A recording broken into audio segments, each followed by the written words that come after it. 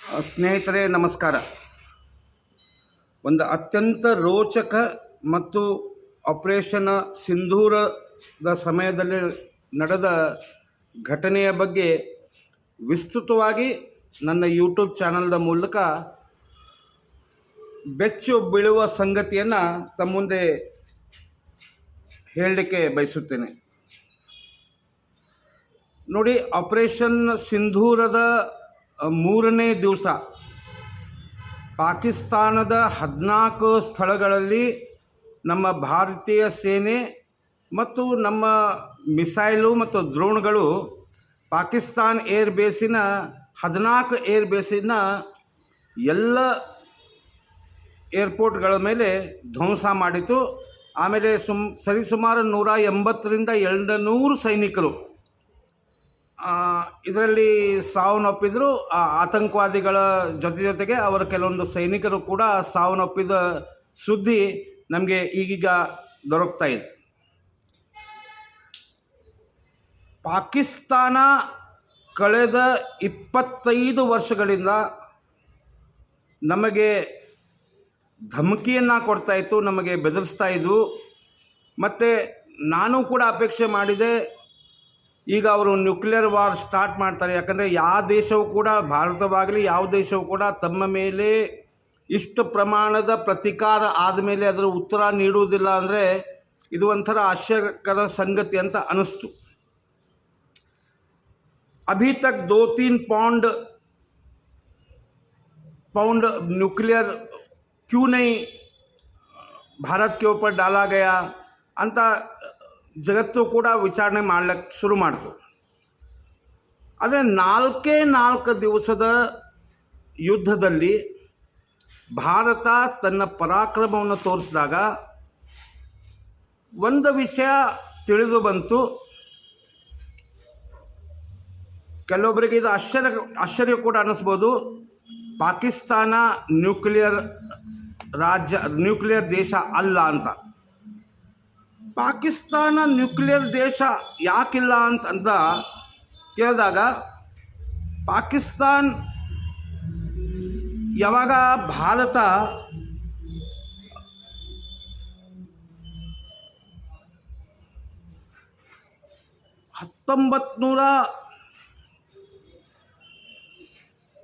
ಪೋಖ್ರನ್ನಲ್ಲಿ 1998, 11 ಮತ್ತು 13 ಮೇಗೆ ತನ್ನ ನ್ಯೂಕ್ಲಿಯರ್ ಟೆಸ್ಟಿಂಗನ್ನು ಮಾಡಿತು. ಆವಾಗಿನ APJ ಅಬ್ದುಲ್ ಕಲಾಂ ಮತ್ತು ಆಗಿನ ಪ್ರಧಾನಮಂತ್ರಿಗಳಾದ ದಿವಂಗತ ಅಟಲ್ ಬಿಹಾರಿ ವಾಜಪೇಯಿ ಅವರ ನೇತೃತ್ವದಲ್ಲಿ ಈ ನ್ಯೂಕ್ಲಿಯರ್ ಟೆಸ್ಟ್ ನಡೆಸಲಾಯಿತು. ಅದಾದ ಬಳಿಕ 14ನೇ ದಿವಸ ಕಳೆದ 15ನೇ ದಿವಸಕ್ಕೇ ಪಾಕಿಸ್ತಾನ 28 ಮೇ 1998ಕ್ಕೆ ತನ್ನ ನ್ಯೂಕ್ಲಿಯರ್ ಟೆಸ್ಟನ್ನು ಮಾಡ್ತಂತ ಜಗತ್ತಿಗೆ ಸಾರಿತು. ಇದರಲ್ಲಿ ಒಂದು ಗುಟ್ಟು ಅಡಗಿದೆ. ಅಮೇರಿಕಾ ತನ್ನ ಎಲ್ಲ ನ್ಯೂಕ್ಲಿಯರ್ ಶಸ್ತ್ರಾಸ್ತ್ರಗಳು 1998ನೇ ಜನವರಿ ಫೆಬ್ರವರಿ ತಿಂಗಳಲ್ಲಿ ನ್ಯೂಕ್ಲಿಯರ್ ವಾರ್ ಏನಾದರೂ ಆದರೆ ಅಮೇರಿಕಾದ ನುಕ್ಸಾನ್ ಆಗಬಾರ್ದು, ಏಷ್ಯಾದ ನುಕ್ಸಾನ್ ಆಗಬೇಕಂತ ಹೇಳಿ ತನ್ನ ಎಲ್ಲ ಶಸ್ತ್ರಾಸ್ತ್ರಗಳನ್ನು ಅವರು ಪಾಕಿಸ್ತಾನದ ನಲ್ಲಿ ಇಟ್ಟಿದ್ದರು. ಯಾವಾಗ ಆನಂತರ ನಮ್ಮ ಇಡೀ ವಿಶ್ವಕ್ಕೆ ಮತ್ತು ಸ್ಪೆಷಲಿ ಭಾರತ ದೇಶಕ್ಕೆ, ನೀವು ಹೆಂಗೆ ನ್ಯೂಕ್ಲಿಯರ್ ಸ್ಟೇಟ್ ಇದ್ದೀರಾ ಹಾಗೆ ನಾವು ಕೂಡ ನ್ಯೂಕ್ಲಿಯರ್ ಸ್ಟೇಟ್ ಇದೆ ಅಂತ ಘಂಟಾಘೋಷವಾಗಿ ಸಾರಲು ಆರಂಭಿಸಿತು. ಇದು ಒಂದು ಬೆದರಿಕೆಯ ತಂತ್ರ ಇತ್ತು. ನಮ್ಮ ದೇಶದ ಕೆಲವು ಬುದ್ಧಿಜೀವಿಗಳು ಕೂಡ ಅವರು ನ್ಯೂಕ್ಲಿಯರ್ ಸ್ಟೇಟ್ ಅಂತ ಹೇಳ್ತಾ ಇದ್ದಾರೆ. ಅವರು ನ್ಯೂಕ್ಲಿಯರ್ ಸ್ಟೇಟ್ ಇದೆ ಅಂತ ಹೇಳಿ ನಾವು ಕೂಡ ನಮ್ಮ ಮೀಡಿಯಾದಲ್ಲಿ ಇದರಲ್ಲಿ ಯುದ್ಧ ಮಾಡಿದರೆ ಇದರದ್ದು ನುಕ್ಸಾನ್ ಆಗ್ಬೋದು ಅಂತ ತಿಳಿಸಿ ಹೇಳಲಾಯಿತು. ಇದು ಸರಿಸುಮಾರು 20-25 ವರ್ಷಗಳಿಂದ ಈ ನ್ಯೂಕ್ಲಿಯರ್ ಇದೆ ಪಾಕಿಸ್ತಾನ ನ್ಯೂಕ್ಲಿಯರ್ ಇದೆ ಅಂತ ಜನರಿಗೆ ಭಯ ಹುಟ್ಟುವ ಕಾರಣದಿಂದ ನಾವು ಯಾವುದೇ ಥರದ ಆಲ್ಔಟ್ ವಾರ್ ಮಾಡಲಿಕ್ಕೆ ಹೋಗಿಲ್ಲ ಅಂತ ಸ್ಪಷ್ಟ ನೋಟಕ್ಕೆ ಕಾಣ್ತಾ ಇತ್ತು. ಆದರೆ ಸಮಯ ಕಳೀತು. 2014 ನಂತರ ನಾವು ನಮ್ಮ ಪೊಲಿಟಿಕಲ್ ರಿಜಮ್ ಚೇಂಜ್ ಆಯಿತು. ನರೇಂದ್ರ ಮೋದಿಯವರು ಪ್ರಧಾನಮಂತ್ರಿಗಳಾದರು. ಅವರು ಅಮೇರಿಕಾ ಜೊತೆ ತನ್ನ ಮೈತ್ರಿಯನ್ನು ಇನ್ನೂ ಗಟ್ಟಿ ಮಾಡಿಕೊಂಡ್ರು. ಪಾಕಿಸ್ತಾನ ಮಾಡುತ್ತಿದ್ದ ಎಲ್ಲ ಭಯೋತ್ಪಾದಕ ಚಟುವಟಿಕೆಗಳು ಅವರು ಪೇಷನ್ಸ್ ಆಗಿ ನೋಡ್ತಾ ಇದ್ದರು. ಆದರೆ ನರೇಂದ್ರ ಮೋದಿಯವ್ರ ಮನಸ್ಸಿನಲ್ಲಿ ಇತ್ತು, ನಮ್ಮ ಸೈನ್ಯಕ್ಕೂ ಅದು ಇತ್ತು, ನಾವು ಮುಂದೆ ಒಂದಿಲ್ಲ ಒಂದು ದಿವಸ ಇದರ ಬಗ್ಗೆ ಪ್ರತ್ಯುತ್ತರ ಕೊಡ್ತೇವಂತ. ಆದರೆ ಯಾವಾಗ ಎಲ್ಲ ಪರಮಾವಧಿಗಳನ್ನು ಮೀರಿ ಹದ್ದುಗಳನ್ನು ಪಾರು ಮಾಡಿ, ನಾವು ಇಂಗ್ಲೀಷ್ನಲ್ಲಿ ಅಂತೇವಲ್ಲ, crossing all the limits and the border, ಯಾವಾಗ ಪೆಹಲ್ಗಾಮ್ನಲ್ಲಿ ನಮ್ಮ 26 ವನಿತೆಯರ ವೈಧವ್ಯ ಏನು ಪಾಕಿಸ್ತಾನ ಮಾಡಿತು, ಅವ್ರಿಗೆ ವಿಧವಾ ಏನು ಮಾಡಿತು, ಆವಾಗ ಸೌದಿ ಅರೇಬಿಯಾದ ಪ್ರವಾಸದಲ್ಲಿದ್ದ ಪ್ರಧಾನಮಂತ್ರಿಗಳು ನೇರವಾಗಿ ಅಜಿತ್ ದೋವಲ್ ನ್ಯಾಷನಲ್ ಸೆಕ್ಯೂರಿಟಿ ಅಡ್ವೈಸರನ್ನು ಕರೆಸಿ, ರಕ್ಷಾ ಮಂತ್ರಿಗಳನ್ನು ಕರೆಸಿ, ಬಿಪಿನ್ ರಾವತ್ CDS ಅವರನ್ನು ಕರೆಸಿ, ಎಲ್ಲ 3 ಸೇನೆಯ ಚೀಫರನ್ನು ಕರೆಸಿ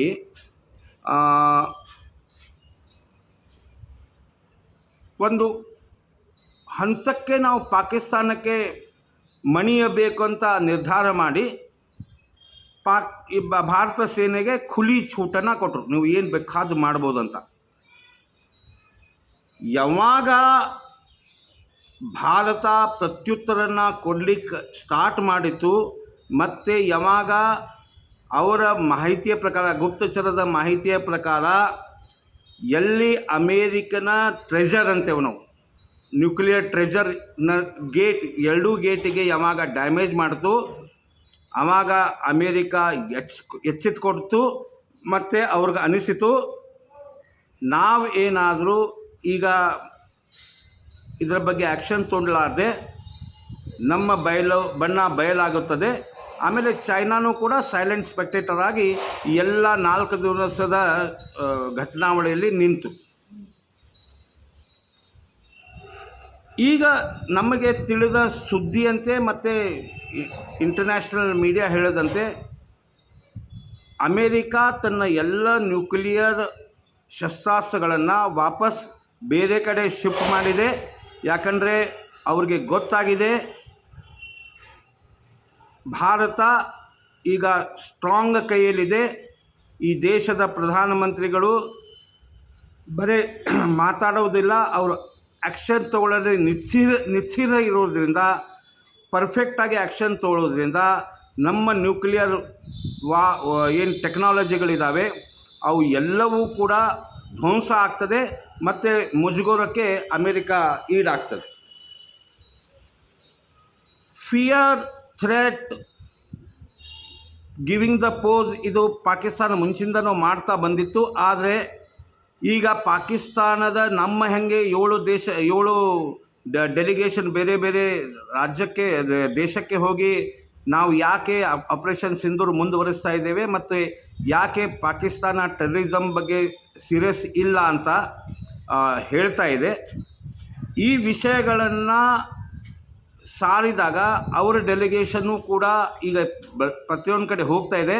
ಅವರು ಸ್ವತಃ ಒಪ್ಕೋತಾ ಇದ್ದಾರೆ, ಭಾರತ ದೇಶದ ಸೈನಿಕರು ಮತ್ತು ಭಾರತ ದೇಶದ ರಾಜಕೀಯ ವ್ಯವಸ್ಥೆ ನಮ್ಮ ಮೇಲೆ ಅಟ್ಯಾಕ್ ಮಾಡಿತ್ತು, ಆಮೇಲೆ ನಮ್ಮನ್ನು ಧ್ವಂಸ ಮಾಡಿತ್ತು ಅಂತ ಅವರೇ ಒಪ್ತಾ ಇದ್ದಾರೆ. ಇಲ್ಲಿ ಈಗ ನರೇಂದ್ರ ಮೋದಿಯವರು ಡೊನಾಲ್ಡ್ ಟ್ರಂಪ್ ಅವರಿಗೆ ಒಂದು ಕೆಲಸ ಕೊಟ್ಟಿದ್ದಾರೆ, ನೋಡಪ್ಪ ದೊಡ್ಡಣ್ಣ, ನಿನ್ನ ಶಸ್ತ್ರಾಸ್ತ್ರಗಳನ್ನು ನೀನು ತೊಗೊಂಡು ಹೋಗು, ಇಲ್ಲಾದರೆ ನಿನ್ನ ಉಳಿವಿಕೆ ಕೂಡ ಡೌಟ್ ಇದೆ. ಈ ವಿಷಯಗಳನ್ನು ನಾವು ಪ್ರಸ್ತಾಪ ಮಾಡಿದಾಗ ನಮ್ಮ ದೇಶದ ವಿಪಕ್ಷದ ನಾಯಕರು ನಾಲಾಯಕ ನಾಯಕರು, ಬುದ್ಧಿಗೇಡಿ ನಾಯಕರು, ತಲೆ ಕೆಟ್ಟ ನಾಯಕರು ನರೇಂದರ್ ಸರೆಂಡರ್ ಅಂತ ಹೇಳ್ತಾ ಇದ್ದಾರೆ. ಅವ್ರಿಗೆ ಈ ವಿಡಿಯೋ ಮುಖಾಂತರ ಮೆಸೇಜನ್ನು ಕೊಡ್ತಾ ಇದೆ. Narender is not surrendering. Donald Trump and Shahbaz Sharif along with that Munir, they have surrender to the India. And Narendra Modi ಮುಂದಿನ 10 ವರ್ಷಗಳಲ್ಲಿ ಕೂಡ ಈ ದೇಶದ ಪ್ರಧಾನಿ ಇರ್ತಾರೆ. ಮತ್ತು ಇನ್ನು ಕಾದು ನೋಡೋಣ. ಈಗ ಕೈಲಾಶ್ ಮಾನಸರೋವರ ಯಾತ್ರೆ ಪ್ರಾರಂಭ ಆಗ್ತಾಯಿದೆ. ಏನಾದರೂ ಅವರು ಕಿಡಿಗೇಡಿತನ ಮಾಡ್ತಾರಂತೆ ನಮ್ಮ ದೇಶದ ರಕ್ಷಾ ಇವ್ರಿಗೂ ಗೊತ್ತು. ಅದಕ್ಕೆ ನಾವು ಆಪರೇಷನ್ ಸಿಂಧೂರ್ ಹಾಗೆ ಮುಂದುವರಿಸ್ತಾ ಇದ್ದೇವೆ. ಈ ಯಾತ್ರೆಯಲ್ಲಿ ಏನಾದರೂ ಕಿಡಿಗೇಡಿತನ ಪಾಕಿಸ್ತಾನ ಮಾಡಿದರೆ ಅವರನ್ನು ಹಿಡಿಮುಡಿ ಕಟ್ಟಿ ಈ ಪಾಕಿಸ್ತಾನ ದೇಶವನ್ನು ಧೂಳಿಪಟದಿಂದ ಪೂರ್ಣತಃ ಮುಗಿಸ್ಲಿಕ್ಕೆ ನಮ್ಮ ದೇಶ ಸುಸಜ್ಜಿತವಾಗಿದೆ, ಧೈರ್ಯವಾಗಿದೆ ಅಂತ ಈ ವಿಡಿಯೋ ಮುಖಾಂತರ ಹೇಳ್ಬೋದು. ನಮಸ್ಕಾರ. ಭಾರತ್ ಮಾತಾ ಕಿ ಜೈ.